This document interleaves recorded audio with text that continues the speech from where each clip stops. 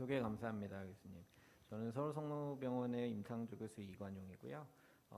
말씀 주신 대로 이제 타비 후에 생기는 리플렉스 스롬보시스에 좀 중점을 맞춰서 좀 말씀을 드리겠습니다.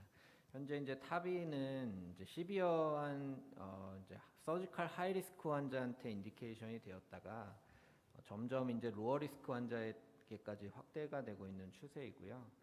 가이드라인을 보면 하이 서지컬 리스크에서는 클래스 1 인디케이션이지만 인터미디에 로우 리스크 그룹도 2020년 가이드라인부터는 뭐 와파린 인디케이션이 안 될 경우 클래스 1이고 65세 이상일 경우는 2A 정도로 인디케이션이 확대되고 있습니다.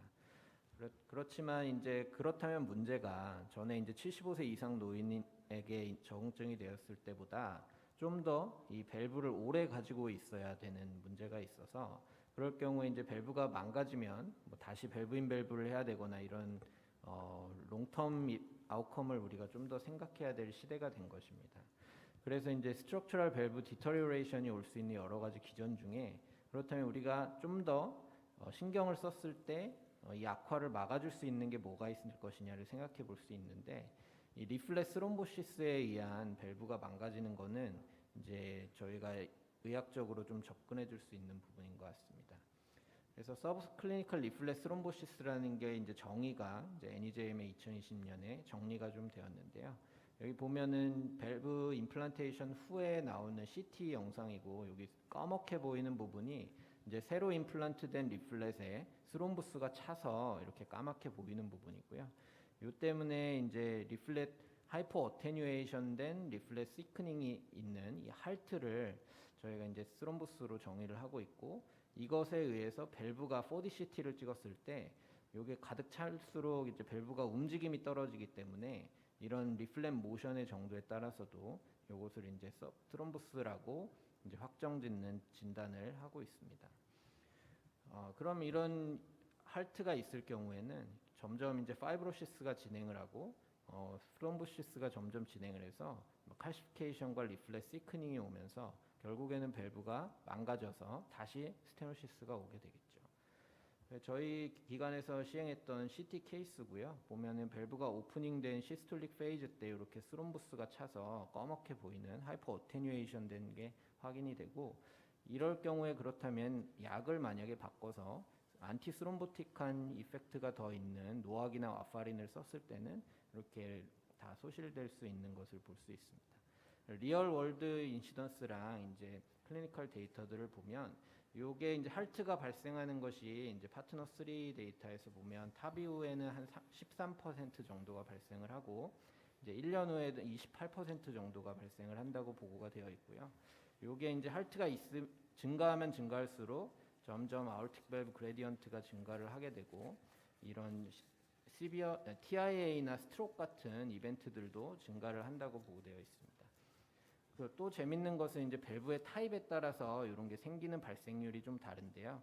현재 이제 월드와이드하게 사용되고 있는 게 사피안 3랑 에드워드랑 이제 메드트로닉 밸브인데 요게 인시던스가 한 16% 8% 정도로 보고가 되고 있습니다.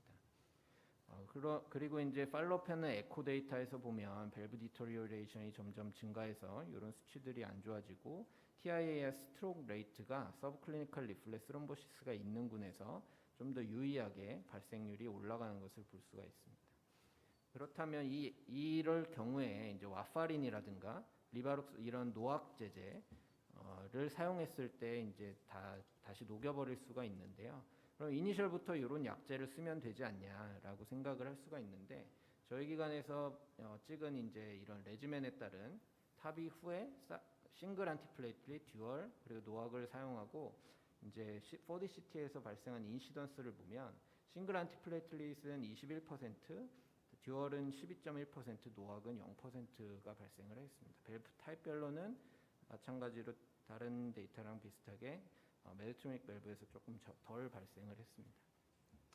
그런데 이제 이것 때문에 이제 월드와이드하게 이제 소규모지만 이제 그럼 좀 더 포텐트한 드럭을 써보자 해서 노악이랑 삽트를 같이 한 리바록소반 그룹과 그냥 안티플레이틀릿만 사용한 그룹으로 비교를 해봤더니 이 블리딩도 이 좀 더 센 그룹을 센 약을 쓴 그룹에서 많고, 또한 이제 프라이머리 에피카시 아웃컴 또한 더 안 좋았기 때문에 이런 레지멘은 킥다웃이 되었고, 또한 이제 에픽사반 이런 노악 싱글 제제만 이제 스탠다드 레지멘과 비교했던 이 아틀란티스 연구도 이제 우월한 효과를 보이지 못했고, 이제 파퓰러 타비에서는 오히려 이제 답트조차도 이제 아스피린만 쓰는 것이 좀 더 하이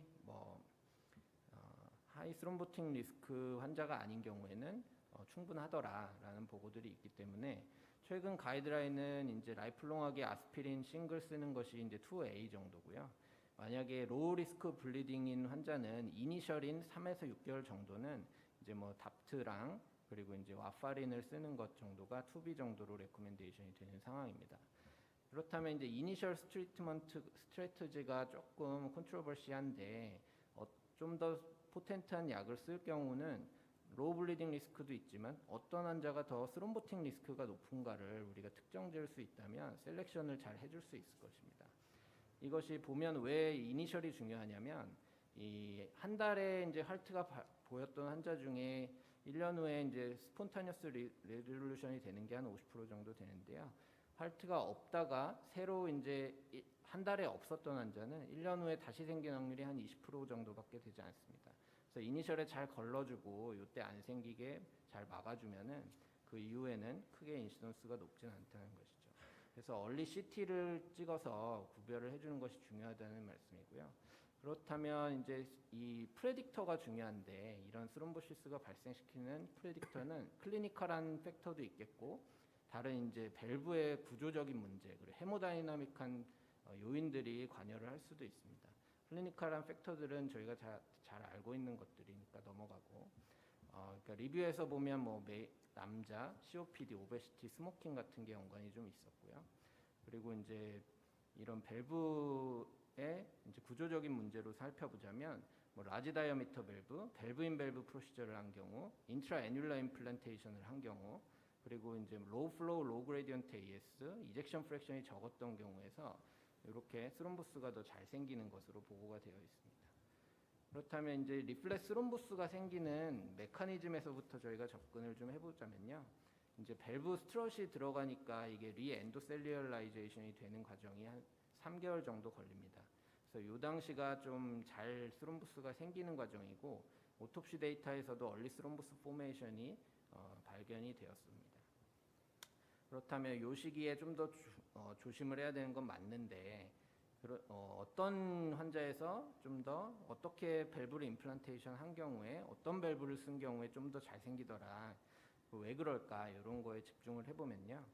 이제 네이티브 밸브가 원래 있었는데 여기에 이제 밸브를 새로 임플란테이션을 하면 스텐스 트럿을 가진 그리고 이런 보바인이나 이제 폴사인 요 밸브 조직 밸브가 이렇게 하나 리플렛이 새로 들어가죠. 이때 이제 공간이 그러면은 네이티브 밸브가 리플렛이 밀리고 새로 스텐트가 들어가고 요 공간이 하나 새로 생기는데 여기가 이제 네오사이너스라고 저희가 부르고 여기에 더 스롬보스가 잘 생기는 것입니다. 이게 왜 그럴까 생각을 해보면 이제 일단 네이티브 밸브에서는 원래 이렇게 볼텍스라고 해서 소용돌이처럼 이 코로나리 사이너스를 이렇게 소용돌이가 거쳐서 다시 나가는 이런 작용이 있는데요. 요게 이제 사실 스롬보스가 생기는 것을 막게끔 이제 자연적으로 인체 구조가 이렇게 생겼던 것입니다. 근데 이제 포스트 하비스테이트에서는 이런 구조가 좀 흔들리게 되고 예전에 이제 말판 신드롬 환자들 뭐 이렇게 수술했을 때 보면 이 소용돌이가 소실되고 나서 거기가 이제 이런 보디 플로우 MR에서 보면 플로우의 볼텍스가 유지가 잘 안 되고 그때 스롬보스가 생기는 걸 볼 수가 있었고요. 저희 이 실험 데이터에서 보면 이거 서지컬 밸브고 이거는 이제 인트라 애뉴라 타입의 밸브 그리고 이거는 밸브의 리플렛이 스트럿과 리플렛이 올라가서 위치하는 수프라 애뉴라 타입의 밸브인데 이 밸브에 이 스트럿이 있느냐 없느냐 그리고 밸브의 위치가 올라가 있느냐 안 있느냐에 따라서 요게 보면 이제 벨로시티 맵이거든요. 그래서 파란 곳이 벨로시티가 적은 것이라서 플로우가 정체된다는 것을 알 수가 있습니다. 이 정체되는 구간을 우리가 측정을 해낼 수가 있고 정체되는 데에 스롬보스가 잘 생길 수 있을 것이다 라는 것을 볼 수가 있고 인트라 애뉴라 타입의 우리 밸브에서 좀 더 인시던스가 높았던 것을 설명할 수 있는 자료이고요. 또한 이제 이젝션 프랙션이 적었을 경우에 카디악 아웃풋이 적을 경우에 더 잘 생긴다고 보고가 되어 있습니다. 그래서 이제 서지컬 밸브는 주변에 스트럿이 없고 이제 타비 밸브는 스트럿이 구조물이 있어서 요 네오사이너스 요 스트럿과 리플렛 사이 쪽에 잘 스럼부스가 생기는 것이 이렇게 플로우의 레지던스 타임으로 우리가 그 근거를 설명해 줄 수가 있는데요. 이게 그동안 클리니컬 데이터를 보면 이제 이 사피엔스 3 인트라 애뉼라 타입이 좀 더 스럼부스가 잘 생기고 이제 좀 더 익스펜전이 많이 되었을 경우에 잘 생기는 것으로 보고가 되어 있고요. 스럼부스 볼륨 자체도 임플란테이션 뎁스랑 좀 연관이 있는 것 같다. 이런 보고들이 있었습니다. 이걸 저희가 이제 CFD로 플로우 다이나믹 모델로 이걸 증명해내는 작업을 좀 영구적으로 좀 해봤고요. 이제 이런 작업은 항상 이제 환자의 우리가 CT를 가지고 3D 모델을 리컨스트럭션 하는데 얼마나 정밀하게 잘 뽑아내느냐가 되게 중요한 작업입니다. 그래서 일단은 노멀한 환자 10여 S를 이제 경계값들을 좀 설정을 해줘서 벨로시티랑 이제 카디악 웨이브 이런 기본적인 것들을 경계 조건으로 설정해주면 이렇게 플로우를 이제 저희가 임의로 흘려보냈을 때 이렇게 볼텍스가 잘 생성이 되고 플로우의 헬리컬 플로우들이 이렇게 잘 보이는데요. 요거를 이제 타비 모델을 가지고 타비를 임플란트 하고 나서 이런 플로우 모델이 어떻게 변하는지를 저희가 보고자 했는데 요 타비 밸브를 뽑아내면 이렇게 되게 러프하게 이렇게 뽑아낼 수밖에 없습니다. 그래서 이런 것들이 또 영향을 끼칠 수 있기 때문에 저희는 환자의 아울타를 CT로 직접 추출을 해내고 거기에다가 스텐 스트럿과 리플렛은 이제 3D 스캐너로 뽑아낸 리얼 모델 그리고 요거는 이제 만들어낸 모델을 가지고 여기 임플란트를 저희가 가상으로 시켜서 그 위치는 정확하게 잡았고요. 그래서 이런 모델들을 만들었고요. 이게 시스톨릭 페이즈에 열려 있는 그리고 닫혀 있는 모델입니다.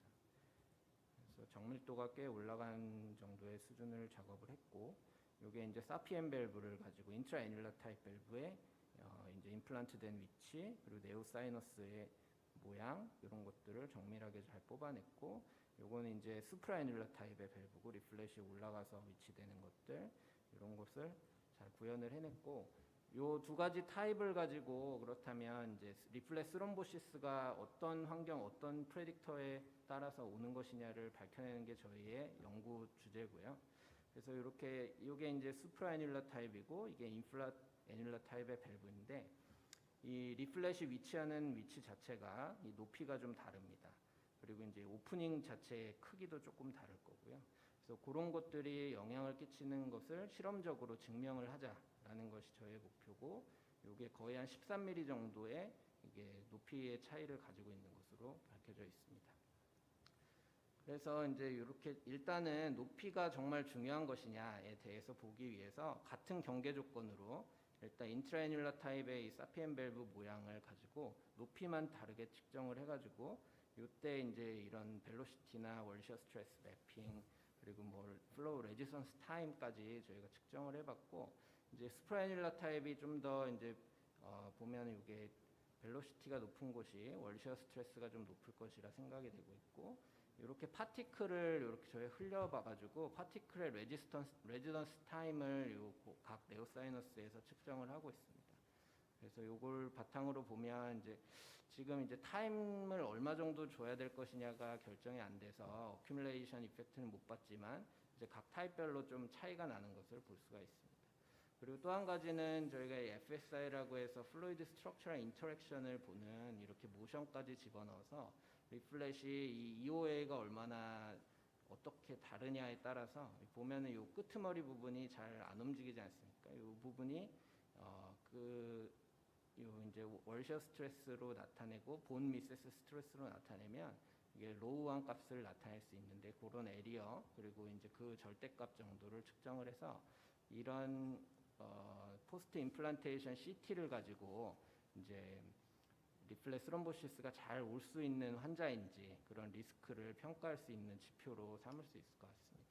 그래서 정리를 좀 해보자면 결국에는 우리가 약을 쓰는 레지멘에서 이제 트롬보틱 리스크랑 블리딩 리스크 중에 어떤 것이 높냐를 평가를 하고 나서 약을 결정하게 되는데, 거기에 있어서 이제 네오사이너스의 트롬보스가 생기는 메커니즘들을 제가 가능한 것을 설명을 해드렸고, 요걸 좀 약을 이게 프레딕터를 잘 고르면 밸브가 디터리오레이션 되는 걸 막고 더 오래 쓸 수 있을 것이다 라고 생각이 되고 있고요.